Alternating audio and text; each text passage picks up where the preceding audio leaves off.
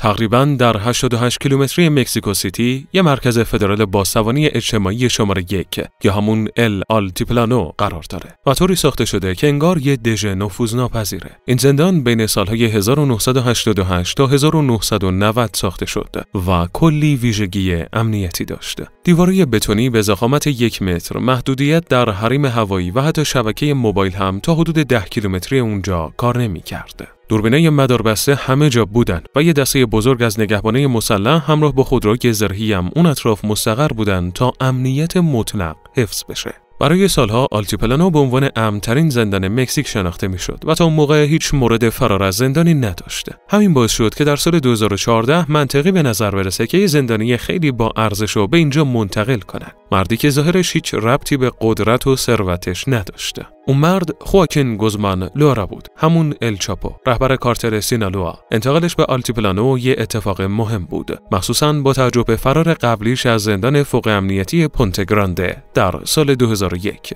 گفته شده که اون موقع با کمک نگهبانانی که رشوه گرفتن داخل یک گاری لباسشویی مخفی شد و از زندان فرار کرد. حالا که معروف‌ترین جنایتکارشون درون دیواره ظاهراً غیر قابل فرار آلتیپلانو زندانی بود، دولت مکزیک از خودش مطمئن به نظر می‌رسید. اما این حس امنیت زیاد طول نکشید. کمی بیشتر از 1 سال بعد گوزمان دوباره برخلاف انتظارها عمل کرد و مقامات رو تحقیر کرد و شهرت زندان رو زیر سوال برد. 11 ژوئیه 2015 نگهبانانی که دوربینه رو چک می‌کردن دیدن که اون به سمت دوش سلول خودش رفت. یه فضای کوچیک که بخشی از اون فضا از دید دوربین پنهون بود و بعد هم به سادگی ناپدید شد. معروفترین قاچاقچی مواد مخدر دنیا رفت. سلولش خالی موند و یه شکاف بزرگ درون سیستم زندان‌های مکزیک ایجاد شد. این فرار جسورانه باعث شد یه تعقیب و گریز عظیم به راه بیفته و کلی سوال پیش بیاد. چطور یه زندانی تونسته از یه زندان که قرار بود غیر قابل نفوذ باشه فرار کنه؟ جواب در یه تونل پیشرفته زیرزمینی بود که تقریباً 1.6 کیلومتر طول داشت. تونلی که استادانه از یه سایت ساختمانی نزدیک تا دقیقاً زیر دوش سلولش حفر شده بود. این مسیر فرار کامل با نورپردازی، تهویه و حتی یه موتورسیکلت که روی ریل تعبیه شده بود آماده شده بود. یعنی یه برنامه‌ریزی فوق‌العاده و کمک بیرونی زیادی پشتش بود. این اتفاق باعث شد علاقه آمریکا به دستگیری گوزمان هم بیشتر بشه. کارتل سینالوا مسئول قاچاق حجم زیادی از مواد مخدر به آمریکا بود و همین باعث میشد دستگیری گوزمان برای نهادهای انتظامی و مجری قانون آمریکا اولویت داشته باشه. اونها حتی جایزه چند میلیون دلاری برای اطلاعاتی که منجر به دستگیریش بشه تعیین کرده بودن. دولت آمریکا مدت‌ها بود که به دنبال استردادش بود تا در یک دادگاه آمریکایی محاکمه بشه. سرانجام مقامات مکزیک گوزمان رو در 8 ژانویه 2016 در شهر لوس موچیس، سینالوا بعد از یک درگیری شدید مسلحانه دوباره دستگیر کردند و بعدم در سال 2017 به آمریکا تحویل داده شد.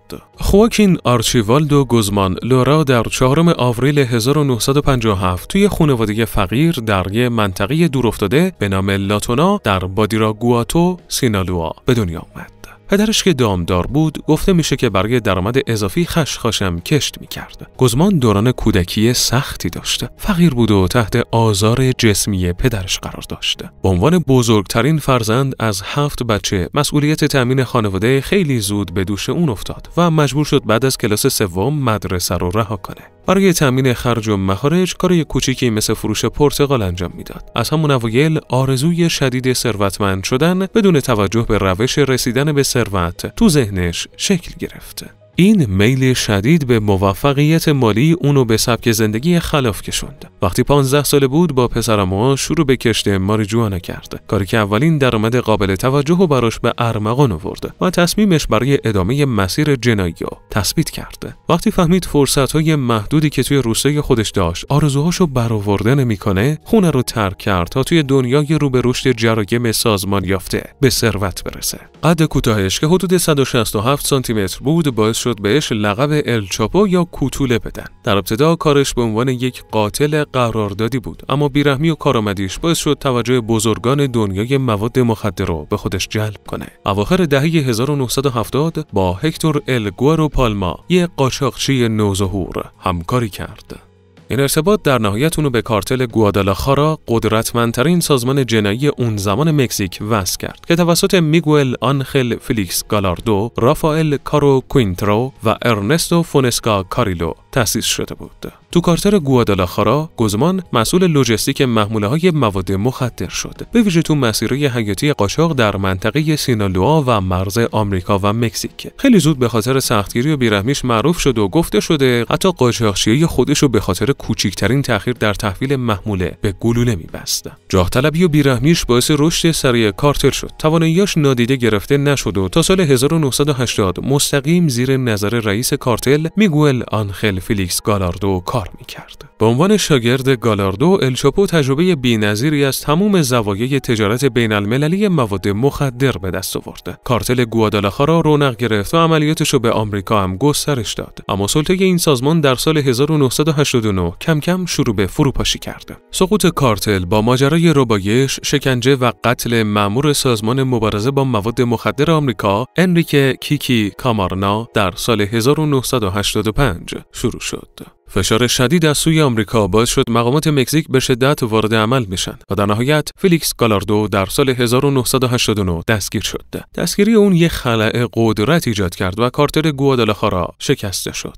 چندین کارتل کوچکتر بعد از اون شکل گرفت، از جمله گروهی که بعدها کارتل سینالوآ به مدیریت الچاپو شد. در نتیجه الچاپو از این فرصت استفاده کرد و با چند قاچاقچی دیگه در شمال غرب مکزیک کارتل سینالوآ رو تأسیس کرد. اون موقع خودش کاملا با زیر و بم تجارت مواد مخدر آشنا بود. بنابراین راه اندازی این کارتل برای اون کار زیاد سختی نبود. سالهای بعد در حالی که کارتل‌های دیگه به خاطر محدودیت‌های دولتی با مشکل روبرو بودن، الچاپو روش‌های جدیدی برای انتقال مواد پیدا می‌کرد. گاهی مواد رو داخل کپسول‌های آتش نشانی مخفی می‌کرد و گاهی تو قوطی‌های پودر فلفل. اون همیشه به گونه‌ای مواد قاچاق می‌کرد که از نظر مقامات مخفی بمونه. علاوه بر این یه روش حمل و نقل منحصر به فردم ابداع کرده. تونلی پیشرفته زیرزمینی در اطراف مرز مکزیک و آمریکا ساخته که چند کیلومتر طول داشتن. این تونل‌ها مجهز به سیستم تهویه، برق و حتی وسایل نقلیه برای حمل و نقل بودند. تقریباً اکثر گروه‌های مافیا از جاده، هواپیما یا قایق استفاده می‌کردند. اما از اونجایی که مقامات مکزیک و آمریکا این مسیرها رو تحت نظر داشتن، بیشتر کارتل‌ها گرفتار شدن. اما الچاپو عمدتاً از همین تونل‌ها استفاده می‌کرد و همین باعث شد مخفی بمونه.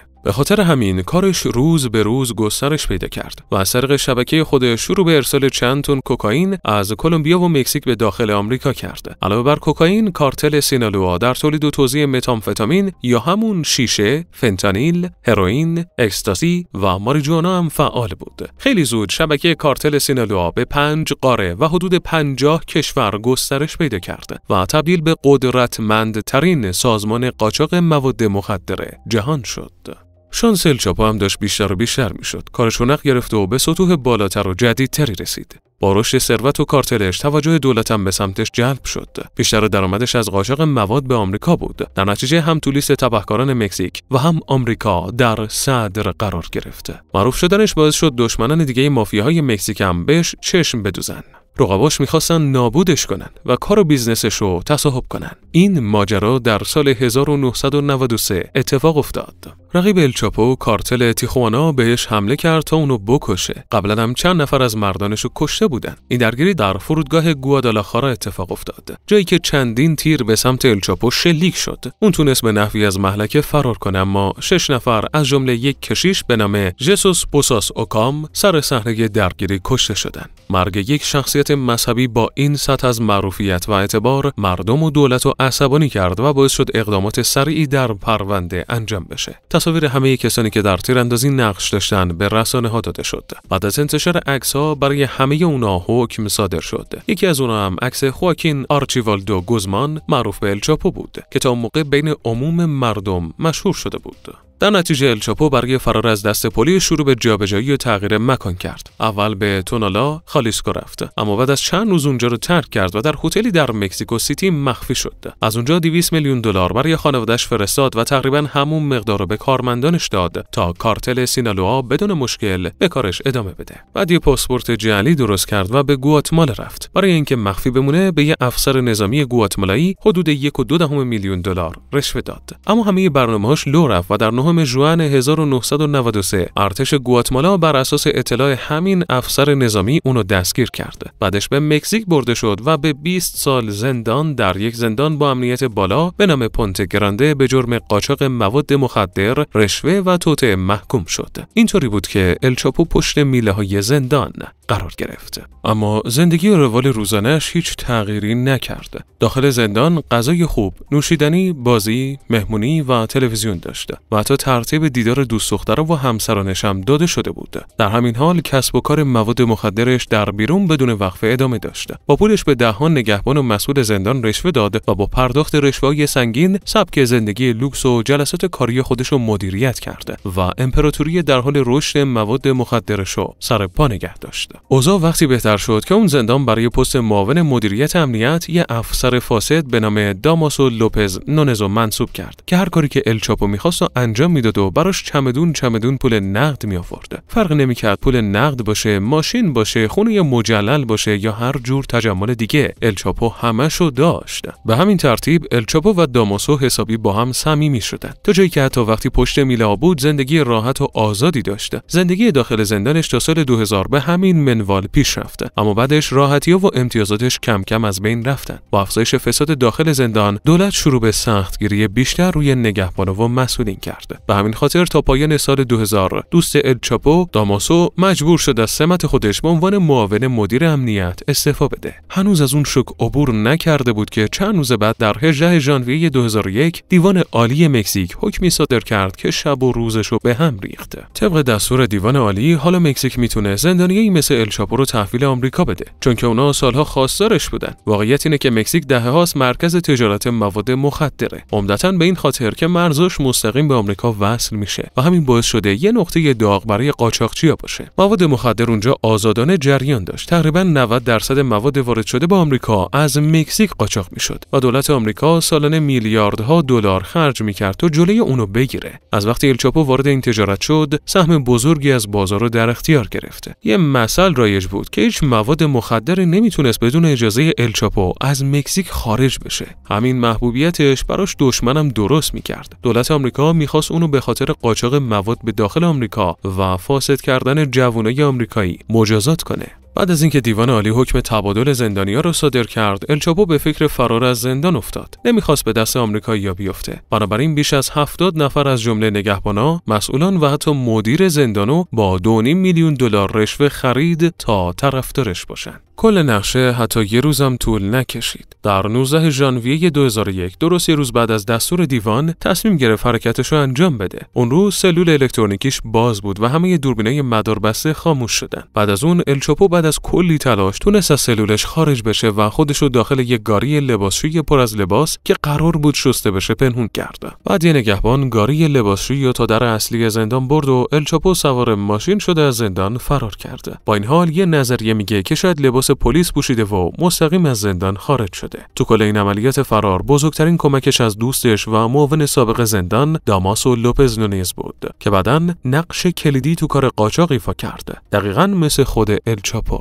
این فرار یه لکه شرمساری بزرگ برای دولت مکزیک بود که تبهکار تونسته بود اینقدر راحت از زندان فرار کنه. دولت وارد عمل شد و همه نگهبانای دخیل از جمله مدیر زندان دستگیر و زندانی شدن. بعد از فرار الچاپو شروع به زندگی آزادانه تو پایگاه خودش کرد. اون از ترس پلیس و دولت فقط مخفی نشده بود، بلکه در این مدت کارتل خودش رو حتی بیشتر از قبل هم گسترش داد. با بقیه گروهای مافیایی چه داخل و چه خارج کشور جلسات زیادی برگزار می‌کرد. اونها رو به شبکه خودش وارد می‌کرد و کارش روز به روز رشد بیشتری داشت. اونقدر بزرگ شده بود که تو تجارت مواد مخدر یه بازیگر اصلی محسوب میشد.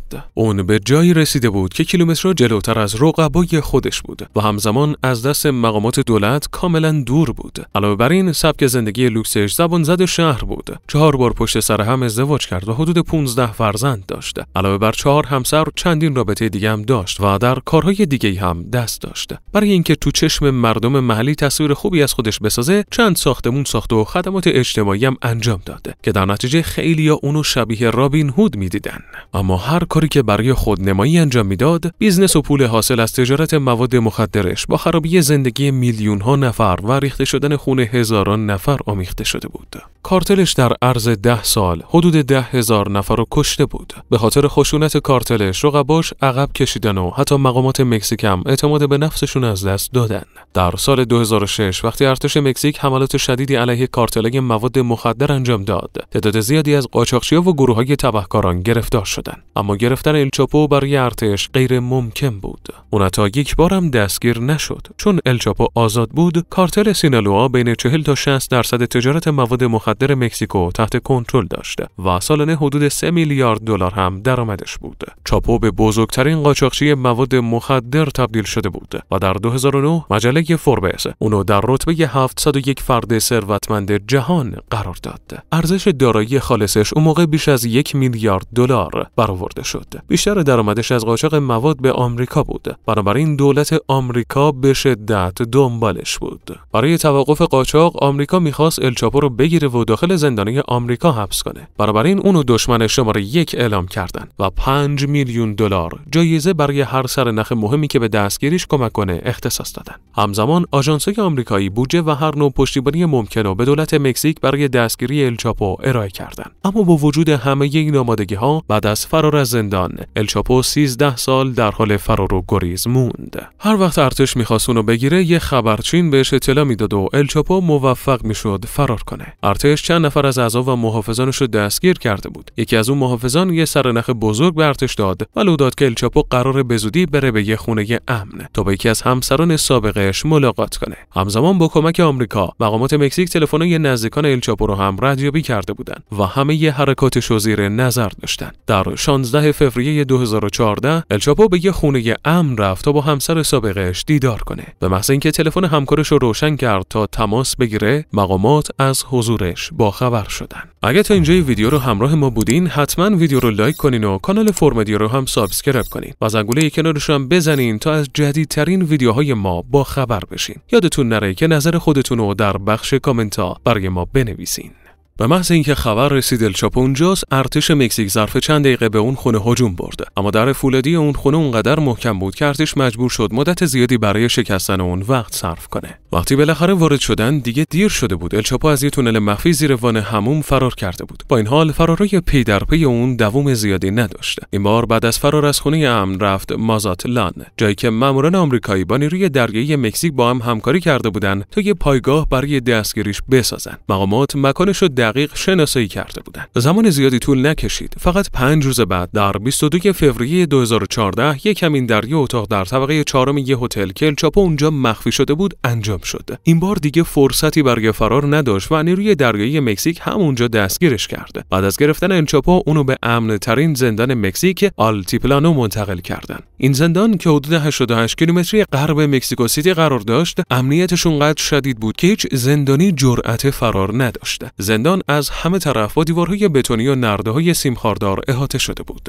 دور تا دور زندان برجا و نگهبانی 24 ساعته داشت و کل منطقه پرواز ممنوع اعلام شده بود. پوشش شبکه موبایل برای چند کیلومتر قطع شده بود. علاوه بر این 750 دوربین مداربسته زندانیان رو شبانه روز زیر نظر داشتند و بعضی نگهبانای ویژه فقط برای کنترل فیت‌های دوربین اختصاص داده شده بودند. با چنین امنیت شدیدی هیچ زندانی حتی نمیتونست به فرار فکر کنه، چه برسه به برنامه‌ریزی برای فرار. به خاطر همین سازوکار محکم، الچاپو پشت میله‌های همین زندان قرار گرفته، جایی که هر ثانیه اونو زیر نظر داشتن. مردم و دولت مکزیک از اینکه الچاپو توی زندان آلتیپلانو بود احساس امنیت می‌کردن، اما آمریکا هنوز نگران بود. آمریکا میدونست فقط زندانی شدنش نمیتونه جلوی اون یا جریان قاچاق مواد مخدر به آمریکا رو بگیره. علاوه بر این میترسیدن دوباره فرار کنه. بنابراین آمریکا از دولت مکزیک خواست الچاپو رو تحویل بده، اما مقامات مکزیک قبول نکردن. رئیس جمهور ارنیکه پنا نیتو حتی گفته بود مکزیک قادر زندانیانش رو کنترل کنه و الچاپو نمیتونه مثل دفعه قبل از زندان فرار کنه. اما اون زمان رئیس جمهور نمیدونست که حرفش به زودی به ضررش تموم میشه، چون الچاپو یه هیله‌گر همون روزی که به زندان آلتیپلانو منتقل شد شروع به برنامه‌ریزی برای فرار کرده بود. در عرض چند روز نقشه فرار از زندان فوق امنیتی مکزیکو ریخته بود، اونم با همکاری همسر مورد اعتمادش اما کرونل. اون بیش از 30 سال از الچاپو کوچیک‌تر بود، اما با وجود اختلاف سنی زیاد درک خوبی از هم داشتن و اونم عمیقاً در جرایم الچاپو دخیل شده بود. به همین دلیل الچاپو به اما اعتماد کرد تا اونو از زندان خارج کنه. برای اجرای نقشه اون با 4 پسر الچاپو و معاون سابق زندان داماسو لوپز نونز همکاری کرد. داماسو از وقتی به خاطر فساد از سمت معاونت زندان کنار گذاشته شده بود، دنبال کار بود و در نهایت به کارتل الچاپو پیوست. اونا برنامه‌ریزی کردن تا یه تونل عظیم زیرزمینی حفر کنن تا الچاپو بتونه از زندان فرار کنه، طوری که مستقیم به بخش دوش سلولش برسه. بین سلولای زندانیا فقط یه بخش کوچیک برای دوش گرفتن وجود داشت که به دلایل حریم خصوصی از دید دوربین‌ها خارج بود. اساساً یه نقطه کور بود که دوربینا نمیتونستن ببینن. به همین دلیل تصمیم گرفتن تونل رو به همون بخش دوش وصل کنن. تونل مستقیم وارد همون سلول میشد.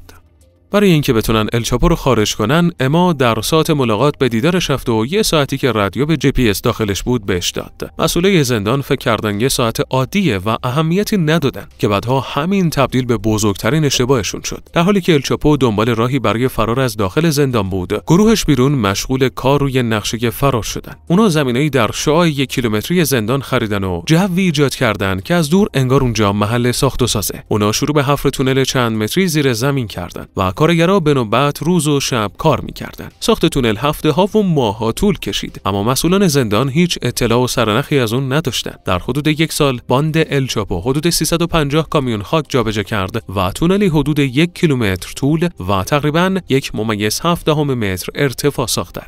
چراغ و لوله‌های تهویه نصب کردن تا هوا و برق کافی داشته باشه. حتی یه موتور هم فراهم کردن تا عبور الچاپو از تونل راحت‌تر بشه. تا اون زمان الچاپو حدود 1 سال و نیم بود که تو زندان آلتیپلانو بود. دولت مطمئن بود که اون برای همیشه پشت سخت‌ترین میله‌های زندان در مکزیک محبوس خواهد ماند. اما 11 ژوئیه 2015 روزی بود که امنیت زندان و دولت مکزیکو حسابی رسوا کرد. اون روز الچاپو قرار بود فرار دیگه‌ای رو ترتیب بده. درست جلوی چشم همه. در عصر 11 ژوئیه شروع کرد به قدم زدن توی سلولش. چند بار به بخش دوش رفت و بعد برای قدم زدن دوباره برگشت. به همین ترتیب تونل به زیر بخش دوش که خودش حفر کرده بود رسید. اون منتظر سیگنالی بود تا از تونلی که قبلا حفر کرده بود فرار کنه. اما نگهبانانی که با دوربین مداربسته نظارت می‌کردن روحشون هم خبر نداشت، چون اون نقطه کاملا کور بود. حدود ساعت 9 شب دوباره به سمت بخش دوش رفت، اما این بار دیگه برنگشت. وقتی بعد از 25 دقیقه هنوز بیرون نیومده بود، نگهبانا مشکوک شدن. سلولشو باز کردن و رفتن سراغ بخش دوش و چیزی که دیدن کاملا شوکشون کرد. درست زیر پای اونا در همون فضای کوچیک یه سوراخ به ابعاد 50 در 50 سانتی متری بود. یه سوراخ با تونلی که چند متر پایین‌تر حفر شده بود وجود داشت و یه نردبون هم نصب شده بود تا از اون پایین برن. نگهبانا از نردبون پایین رفتن و تونل رو دنبال کردن. تونلی که حدود 1 کیلومتر طول داشت و به همون محل ساختمونی که گروه الچاپو خریده بودن ختم می‌شد. حصار دور آلتیپلانو، هزاران نگهبان مستقر، وسط‌ها دوربین که شبانه روز نظارت می‌کردن، همشون بیفایده بود. الچاپو دوباره همه رو فریب داد و فرار کرد. این دومین فرارش یه رسوایی بزرگ برای دولت مکزیک بود، مخصوصاً برای رئیس جمهور پنا نیتو. در حالی که کشور از نظر داخلی و بین المللی بی آبرو شده بود، آمریکا هم حسابی مقامات مکزیکو سرزنش می‌کرد. بعد از این اتفاق دولت مکزیک دوباره وارد عمل شد و اقدامات شدیدی علیه چند نگهبان مظنون در زندان آلتیپلانو انجام داد، چون به نظر می‌رسید مسئولان زندان به نحوی در فرار دخیل بودند. بعد از اون دولت بخشی بزرگی از کشور رو تحت کنترل گرفت و ارتش رو در نقاط مختلف برای دستگیری اون مستقر کرد. همچنین جایزه‌ای به ارزش 60 میلیون پزوی مکزیک برای هر کسی که اطلاعاتش منجر به دستگیری الچاپو بشه اختصاص دادن. اما حتی با همه این اقدامات ماها گذشت و هیچ اثری از الچاپو نبود. برای دستگیریش ارتش مکزیک با بهترین سازمان‌های امنیتی و مجری قانون در دنیا همکاری کرد. اما نکته جالب این بود که وقتی سازمان‌های سطح بالا مشغول شکار اون بودن و اونو تحت تعقیب اعلام کرده بودن، در اکتبر 2015 الچاپو در حال مصاحبه با بازیگر هالیوود شان پن بود و با اعتماد به نفس خودشو بزرگترین قاچاقچی مواد مخدر دنیا معرفی می‌کرد. با این حال بخت این رئیس مافیا دوباره بر علیه شد و روزهای آزادیش کوتاه شد. نیروی دریایی مکزیک، ارتش و پلیس فدرال، یعنی کل نیروهای مکزیک، شبانه روز برای دستگیری اون کار می‌کردن. در 8 ژانویه 2016 یه سرنخ محکم به دست آوردن. بعد از اون به یه خونه در شهر لوس موچیس در نادان سانوا یورش بردن. داخل خونه الچاپو و چند نفر از افرادش بود. برای توقف نیروهای امنیتی مکزیک، مردان الچاپو شروع به تیراندازی کردند و در پاسخ نیروهای مکزیکی هم شدیداً خونه رو به رگبار بستن. در این درگیری 5 نفر از افراد الچاپو کشته شدند، اما این فرصت کمی به الچاپو داد تا فرار کنه. الچاپو از اون محل از طریق یه تونل مخفی فرار کرد. بعد از خروج از تونل یه ماشین رو با تهدید اسلحه متوقف کرد و تلاش کرد فرار کنه. اما اون روز شانس با الچاپو یار نبود. فقط تا حدود 20 کیلومتری جنوب لوس موچیس رفته بود که ناگهان نیروهای نظامی با اسلحه از همه طرف محاصرش کردند. اون تلاش کرد رشوه بده، اما اینها سربازای فاسدی نبودن که بشه اونا رو با پول خرید. در نتیجه الچاپو فوراً دستگیر شد و به زندان افتاد. چند روز در همون زندان آلتیپلانو نگهش داشتن، همون جایی که قبلا هم زندانی بود.